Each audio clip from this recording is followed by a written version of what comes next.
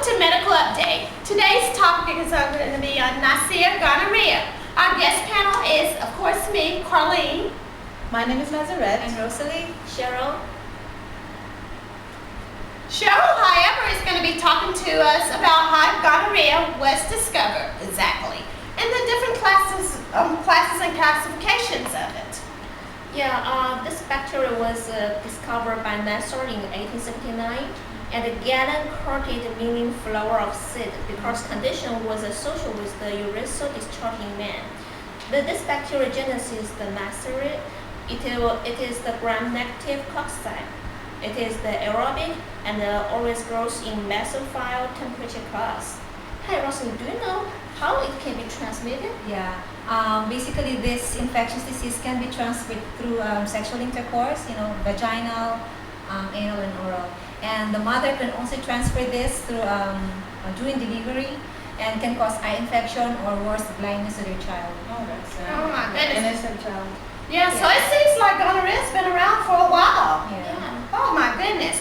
Well, it was quite interesting, I was wondering how in the world does this take an effect on the body and stuff. So, what I did was I did some research and noticed that gonorrhea can be attached, this bacteria can attach to the epithelium cells via the fibrae. And this would be your non-ciliated epithelium cells. And it does this by a process called parasite-directed endocytosis. That's a big word there. Lipooliosaccharide, which is known as LOS, is the outer membrane of this bacteria. And it is thought to be responsible for most of the symptoms of gonorrhea and triggers an intense inflammation process. And this, of course, inflammation process also comes in contact with the local immune IgA response. And with this inflammation focuses on the host defense. It becomes the pathology pathway of the disease. And the immunity is strand specific and a reinfection may occur. But once you got this, of course, you want to be treated. And some of the ways that your physician can treat this, or the nurse practitioner, is through an injection of Rocephin, and that is really given Deltours.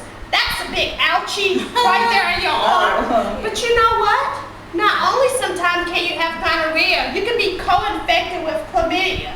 And of course, they travel together. yes, sometimes they have been known to travel together. And of course, you will want to have treatment for that. And Rocephin might not just tackle that. So sometimes for 7 to 10 days, you are given or medications to take. You can take Zithromax, which is known as Azithromax, or either you can be given Soprex. Now, it used to be the drug of choice, used to be penicillin, but no longer because, penicillin has been used. It's resistant. Yes, so much to now, a lot of the bacteria are resistant to that medication, so that's no longer the drug of choice. So they have other drugs. Yes, Okay. and Rosalie had mentioned earlier about, the innocent baby being infected. Yes. That's why a lot of times right after a baby is born, they use an antibiotic ointment or silver nitrate that is dropped that's placed in the eyes.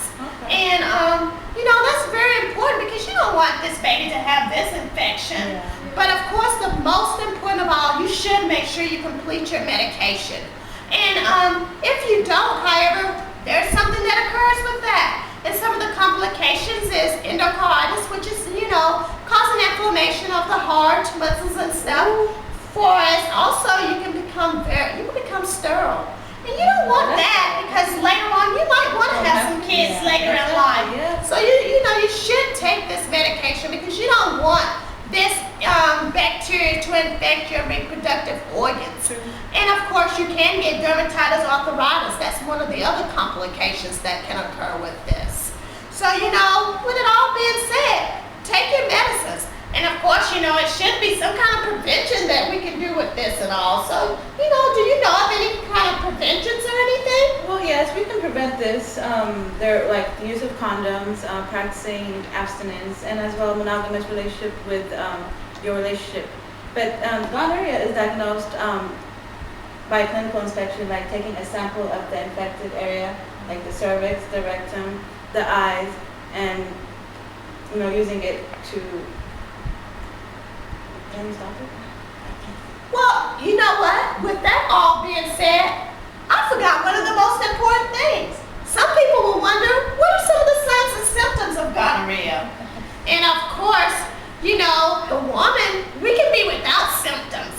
So, you know, we can have it and not even know it. That's not a But good thing. I know it's not, but hey, it can happen. But most and foremost, the man, he will have symptoms, and some of the symptoms he can have is a yellowish discharge coming from his penis opening, which is the meatus, or either redness or swelling at the site.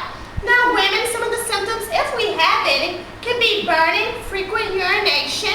Also, we can have itching of our vaginal area, and also a yellowish vaginal discharge. And of course, with the baby, what they'll notice is sometimes the baby will have a yellowish drainage coming from its eye. Well, you know, this is cultured on a modified Dyer-Martin plate, and which has antibiotics and penicillin in there. Oh. And you have to use an oxidative reagent to make this bacteria positive. So I guess, you know, besides just the culturette that, you know, you and the audience are looking at, there's still a further process to diagnose this, I see. You know that you can't get gonorrhea from touching toilet seats. Oh, okay. But it's All always right. good to inform the person, your sexual partner. It's always good to inform your sexual partner of, you know, if you have gonorrhea,